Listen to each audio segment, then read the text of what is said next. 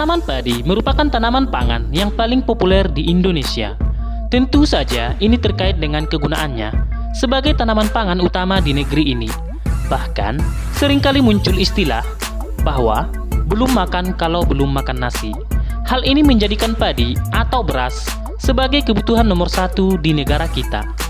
Pemerintah Indonesia terus berupaya untuk meningkatkan produksi pertanian, terutama produksi tanaman padi. Karena padi merupakan salah satu sumber pangan yang penting di negara kita.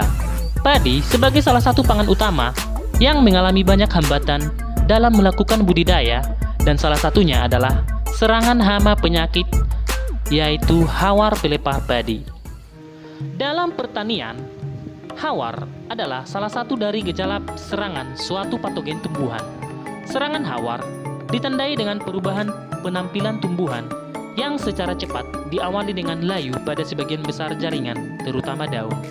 Kemudian diikuti klorosis yang cepat, hanya beberapa hari, menjadi coklat, lalu kematian jaringan di bagian permukaan. Gejala awal dapat berupa suatu lesi atau bercak melingkar di daun yang semakin lama semakin membesar. Hawar pelepah padi adalah penyakit yang disebabkan oleh Rhizotonia solani, telemorph, atau Tatenetophorus cucumeris, atau suatu Basidiomycetes yang menyebabkan keterbatasan utama pada produksi beras di India dan negara-negara Asia lainnya. Ini juga merupakan masalah di Amerika Serikat bagian selatan, di mana beras juga diproduksi, dapat menurunkan hasil sampai dengan 50% dan menurunkan kualitasnya.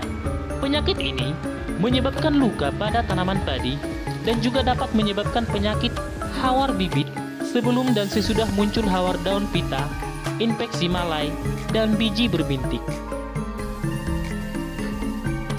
Taksonomi Rhizotonia solani. Kingdom, fungi, phylum, Deuteromycota, kelas, Deuteromycetes, ordo, Agonomycetales, famili, Agonomycetaceae, genus, Rhizotonia, spesies, Rhizotonia solani. Sumber Aleppolos 1996. Penyakit hawar pelepah daun disebabkan oleh jamur Rhizotonia solani. Penyakit ini ditemukan di dataran tinggi sampai dataran rendah. Penyakit ini merusak pelepah, sehingga untuk menemukan penyakit perlu dibuka kanopinya. Penyakit ini merupakan salah satu penyakit penting padi di daerah tropik.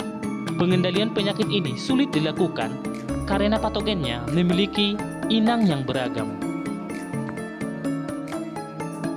Patogen selalu tersedia di tanah dan dapat bertahan hidup dalam bentuk aktif maupun dorman atau pasif. Keparahan penyakit hawar pelepah terus meningkat akhir-akhir ini di Indonesia, terutama di daerah pertanian padi yang intensif.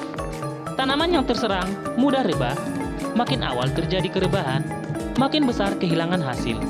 Kehilangan hasil yang disebabkan oleh penyakit ini bervariasi, bahkan dapat mencapai sampai 30% gagal panen.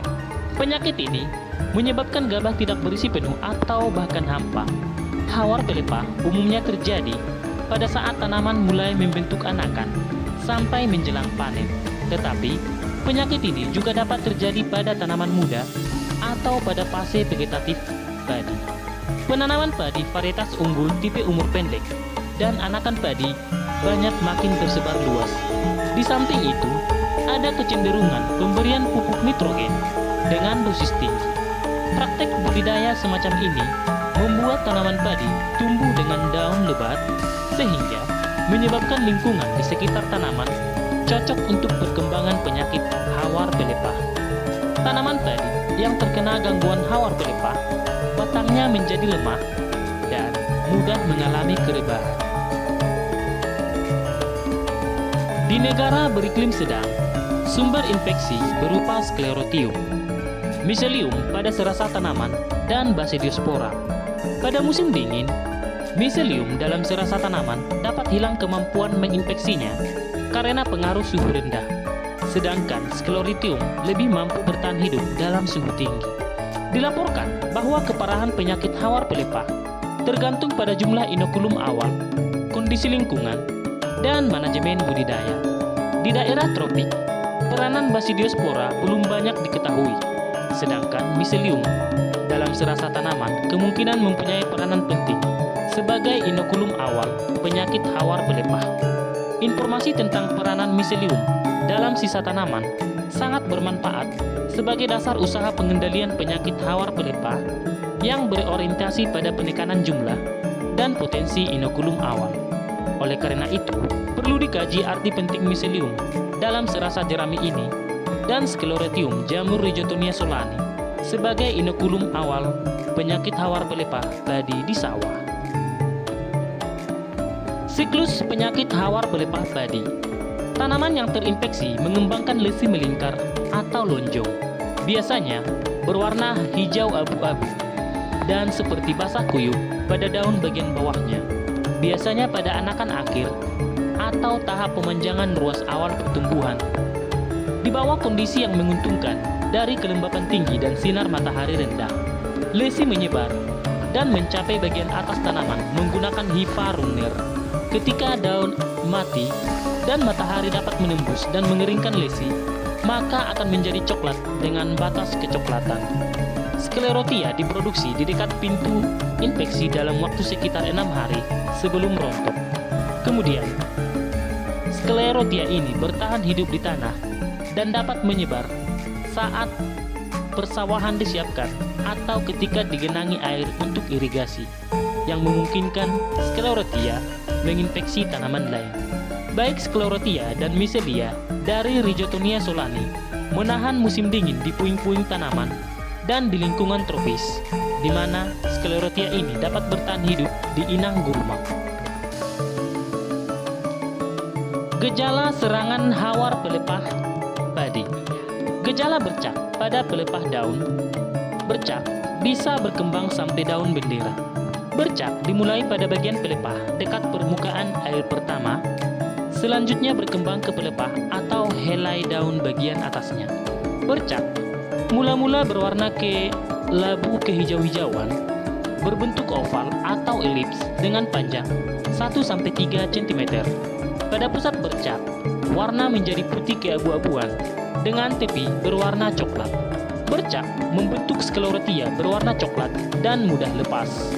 Dalam keadaan lembab, dari bercak tumbuh benang-benang putih atau miselia atau coklat muda menjalar ke bagian atas tanaman dan menulari pelepah daun atau helai daun dengan cara bersentuhan satu sama lain. Pada serangan berat, seluruh daun menjadi hawar. Ada 3 sistem pengelolaan kontrol hawar pelepah, yaitu yang pertama, kontrol budaya. Pemulihan kultivar tahan belum berhasil. Beberapa spesies padi liar memiliki gen ketahanan yang diperlukan. Dipercaya secara luas bahwa resistensi dapat ditemukan pada banyak gen atau dikendalikan oleh lokus sifat kuantitatif. Namun, sumber daya ini belum ditemukan, membuat pemulihan resistensi menjadi sulit. Yang kedua, kontrol biologis. Penggunaan rizobakteri, pemacu pertumbuhan pemulihan tanaman atau PGPR, telah diusulkan sebagai bentuk pengendalian biologis. Hal ini telah digunakan untuk mendorong pertumbuhan tanaman dan mengendalikan bakteri yang tinggal di tanah lainnya, dan telah terlihat untuk mengendalikan patogen bakteri dengan bersaing untuk ruang dan nutrisi, dan mengaktifkan mekanisme pertahanan tanaman. Studi menunjukkan bahwa beberapa strain bakteri, bila diterapkan pada benih padi sebelum tanam, dapat menurunkan viabilitas Rhizotonia solani, mengurangi kejadian penyakit, dan meningkatkan hasil. Beberapa spesies antagonis yang dapat menjadi agen biokontrol adalah beberapa strain Pseudomonas fluorescens yang dapat menghambat pertumbuhan miselium dan perkecambahan Sclerotia hawar pelepah. Yang ketiga yaitu kontrol kimia. Metode kontrol kimia merupakan metode pengendalian utama penyakit hawar pelepah dengan penggunaan pestisida sistemik dan non-sistemik. Yang sistemik dianggap lebih efektif. Metode ini menghasilkan lebih sedikit kasus penyakit, lebih sedikit inokulum, dan hasil yang lebih baik. Salah satu yang umum digunakan kontrol kimia adalah bahan aktif azoxystrobin, karena bahan aktif ini dapat mencegah respirasi atau sistem pernapasan kehidupan dari jamur Rhizotonia solane. Karena kultivar tanaman yang tahan belum ditemukan dan pengendalian secara kultural tidak praktis, maka pengendalian kimia saat ini dianggap sebagai pilihan terbaik untuk mengendalikan penyakit. Cara pengendalian hawar pelepah. Yang pertama, pengaturan jarak tanam yang tidak terlalu rapat. Kedua, melakukan pemupukan yang berimbang pada pemupukan unsur P, N, dan K. Ketiga, sistem pengairan irigasi yang berselang. Keempat, sanitasi sisa tanaman dan gulma di sekitar sawah. Dan yang kelima yang terakhir yaitu aplikasi fungisida sesuai dengan dosis yang dianjurkan. Sumber, hama penyakit utama tanaman padi, BPTP Lampung. Keunggulan produk Nostro 440 EC ini yaitu yang pertama, spektrum sasaran penyakit dan jamur sangat luas. Kedua, double function yaitu 2M, menyembuhkan dan melindungi tanaman padi. Ketiga, mengandung zat pengatur tumbuh atau JPT. Dan yang terakhir keempat yaitu rain fastness, sangat cepat, yaitu cepat melekat ke daun dan bekerja efektif. Tak perlu khawatir apabila saat aplikasi hujan turun. Cara penggunaan produk Nostro 440 EC. Yang pertama, larutkan fungisida ini pada ember yang berisi air sesuai kapasitas pompa semprot. Kedua, aduk fungisida ini secara merata. Ketiga, tuangkan larutan fungisida tersebut ke dalam pompa semprot secara hati-hati.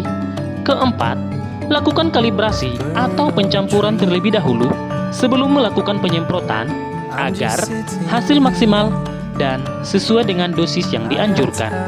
Yang kelima, aplikasikan larutan fungisida tersebut terhadap tanaman sasaran. Dan yang terakhir keenam yaitu catat jadwal aplikasi produk yang telah dilakukan, dosis, dan volume semprot yang digunakan. Cara dan waktu aplikasi produk Nostro 440 EC. Cara aplikasi: penyemprotan volume tinggi pada permukaan tanaman sasaran.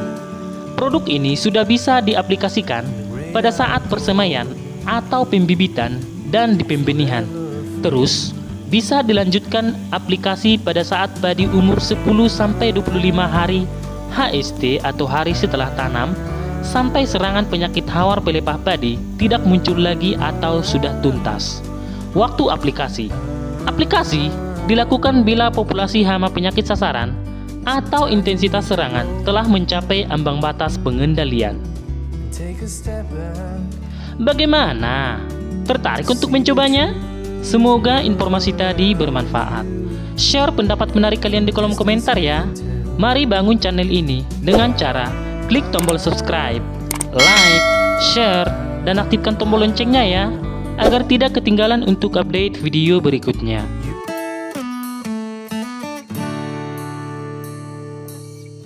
Lahan Bapak Sumarjo, Desa Gundi Pak ya? Desa Gundi, Kecamatan Godong, Kabupaten Grobogan, sekarang pada tanggal 20 Juni 2020 ini. Ini petugasnya dari Dewagro wilayah Grobogan. Gini Pak, ini untuk aplikasi Nostro itu berapa kali Pak? Untuk aplikasi Nostro itu kita aplikasi 4 kali Pak. Dari awal sampai kemarin tanggal 16 Juni 4 kali.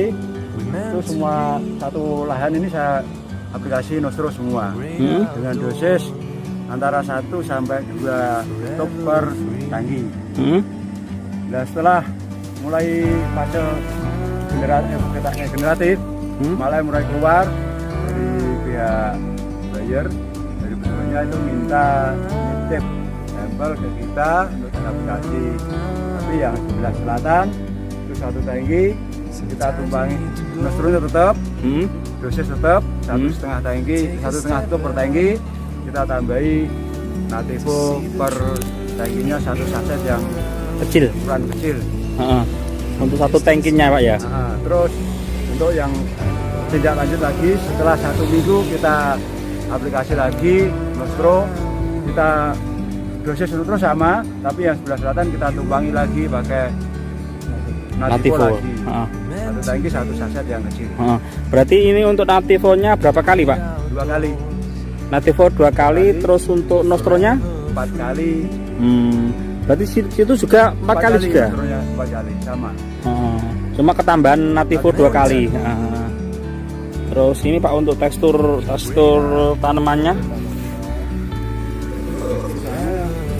Sampai sekarang masih Gimana Pak tekstur tanamannya? masih sama Pak. Kondisi sama, belum ada perbedaan. Belum ada perbedaan antara kasih Nativo dengan Nostro. Untuk aplikasi umur berapa Pak? Aplikasi awal. Dari awal. Umur berapa perkiraan Pak? Dari mulai 2 minggu setelah tanam, 14 hari setelah tanam kita aplikasi. Karena untuk pencegahan jamur sama untuk mengusir tikus. Mengusir tikus. Mengusir. Kalau bahasa kalau mengusir itu langsung pergi, pindah. Kalau mengusir kan dia nggak betah. Sementara akhirnya kembali lagi kita aplikasi lagi pakai Nostro, dia keluar lagi dari lahan kita. Oh gitu. Untuk sekarang usia sekitar berapa Pak? Sekarang ini usia pagi saya itu sekitar 2 bulan lebih, atau sekitar 78 hari setelah tanam. Berapa tadi? 78 hari setelah tanam. Kelihatannya untuk produk Nostro ini gimana Pak menurut Bapak? Ya alhamdulillah, untuk saya sendiri produk Nostro itu alhamdulillah baik. Karena dengan kondisi daun yang masih seger, padi sudah menguning. Untuk MT yang pertama kemarin itu alhamdulillah maksimal hasil. Oh, berarti sudah 2 kali ini memakai Nostro Pak ya? 2 kali. Atau 2 musim ini Pak ya? Berarti ini untuk pembatasnya di sini Pak ya, untuk pembatas kita. Monggo pergi Pak.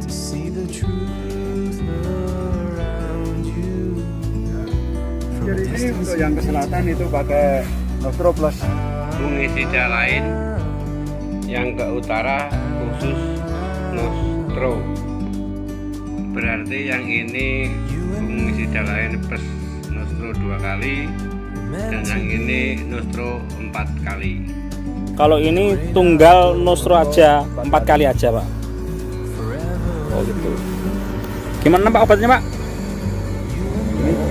Ya alhamdulillah, untuk saya pribadi dan khususnya petani sekitar baik sekali. Karena ya dengan kondisinya sekarang, alhamdulillah kemungkinan hasil tetap maksimal. Karena daun masih segar, padi sudah pada menguning, mulai menguning. Oke, makasih Pak. Pesan-pesan untuk petani yang lain Pak? Untuk petani-petani, rekan-rekan petani, untuk khususnya Jawa Tengah dan semuanya ke seluruh Indonesia, mari kita menggunakan Nostro, produknya dari JAI, karena kita sudah menggunakan untuk 2 kali ini, 2 musim. Alhamdulillah hasil di atas rata-rata. Aplikasi Nostro itu 4 kali. Pertama saat pembibitan, kedua saat padi berumur 14 hari setelah tanam, yang ketiga sekitar umur 35 hari setelah tanam, yang keempat adalah saat padi sudah keluar malai, yaitu umur 65 hari setelah tanam. Ini hasil aplikasi dari Nostro menjelang panen. Oke, terima kasih Pak. Kami dari PT Dewa Agro yang memasarkan produk Nostro, petugasnya Pak Wawan. Oke, selamat sore Pak. Assalamualaikum warahmatullahi wabarakatuh.